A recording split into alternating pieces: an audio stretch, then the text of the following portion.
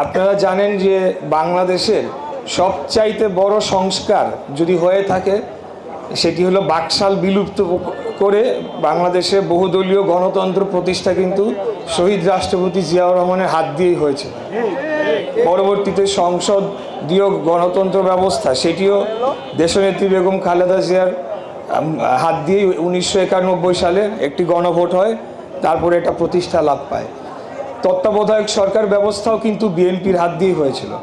অতএব এখন একটা নতুন বাংলাদেশের যে আকাঙ্ক্ষা দেখে গত বছর একটা রক্তাক্ত গণ অভ্যুত্থান হয়েছে, সেখানে একটা গণহত্যা সংগঠিত হয়েছে। জনগণের কি আশা ছিল, কি আকাঙ্ক্ষা ছিল? তারা তো কেউ ক্ষমতায় যাওয়ার জন্যে বা রাজনীতিবিদও ছিলেন না। সাধারণ মানুষ এই অত্যাচার নির্যাতন দীর্ঘদিন যাবৎ তাদের যে বুকের উপরে পাথরের মতো চেপে বসেছিল, সেটার থেকে মুক্তির লাভের আশায় তারা যাতে একটু কথা বলতে পারে, তারা একটা ভালো ব্যবহার পায়, কোনো সরকারি অফিসে গেলে সমান সুযোগ সুবিধা পায়, ন্যায় বিচারটা পায়। মানুষের চাহিদা খুবই কম, খুব তেমন আহামরি নয়।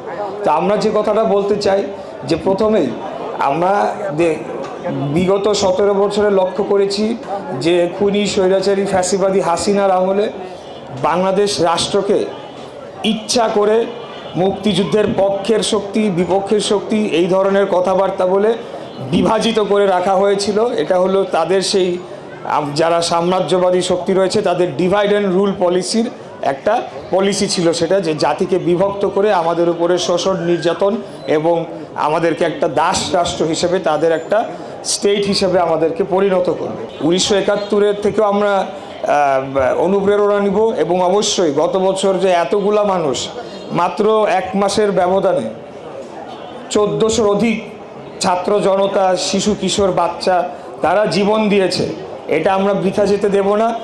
এই লড়াইটাই ছিলই বাংলাদেশে গণতন্ত্র প্রতিষ্ঠার জন্য, এবং গণতন্ত্র প্রতিষ্ঠা করতে হলে একটি সুষ্ঠু অবাধ গ্রহণযোগ্য নিরপেক্ষ নির্বাচন ছাড়া অন্য আর কোনো পন্থাই নাই। আমরা বছরের পর বছর আলাপ করতে পারি, সংস্কার কোনোদিনও শেষ হয় না, এটা চলমান প্রক্রিয়া, কিন্তু তাই বলে নির্বাচন থেমে থাকতে পারে না। তবে আশার যেটা বিষয় হচ্ছে যে আপনারা দেখেছেন যে বর্তমান অন্তর্বর্তীকালীন সরকার আসন্ন ফেব্রুয়ারি মাসে আগামী জাতীয় নির্বাচনের সম্ভাব্য সময় ঘোষণা করেছে। যদিও ষড়যন্ত্র থেমে যায় নাই, নির্বাচনকে পেছানোর ষড়যন্ত্র যারা করতে পারে এবং যারা করার যাদের এখন এটি করে তাদের কোনো ফায়দা রয়েছে তারা সেই চেষ্টা করে যাবে।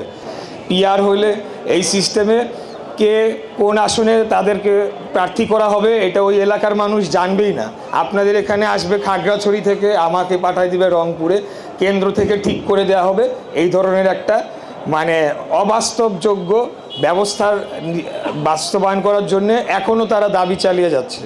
আসল কথা হচ্ছে তারা একটা সমঝোতার জন্যে এই কাজগুলো করে যাচ্ছে। তো আমি তাদেরকে আহ্বান জানাবো যে গণ অভ্যুত্থানের পক্ষের যারা শক্তি আমরা রয়েছি, আমাদের মধ্যে যদি কোনো ভেদ তৈরি হয়, কোনো ফাটল তৈরি হয়, তাইলে আলটিমেটলি খুব স্বাভাবিক সেটার পূর্ণাঙ্গ বেনিফিট, পূর্ণাঙ্গ সুবিধা পতিত স্বৈরাচারী ফ্যাসিবাদ আওয়ামী লীগই পাবে। তাই আমি সবাইকে আহ্বান জানাবো যে আমরা যে উদ্দেশ্য নিয়ে এক দফা আন্দোলনকে বাস্তবায়ন করেছে বাংলাদেশের সাধারণ জনগণ বুকের তাজা রক্ত ঢেলে দিয়ে, সেই গণতন্ত্রকে আমরা প্রতিষ্ঠা করতে পারলেই আমি মনে করি যে সকল সংস্কারও হবে, সকল বিচার তো অবশ্যই হবেই হবে। আমরা তো হলাম সবচেয়ে বেশি নির্যাতিত, আমাদের থেকে বেশি তো আর কেউ নির্যাতিত কোনো রাজনৈতিক দল হিসেবে যদি বলতে পারে, কিন্তু সংখ্যার দিক থেকে বিবেচনা করলে কোনোভাবেই নয়।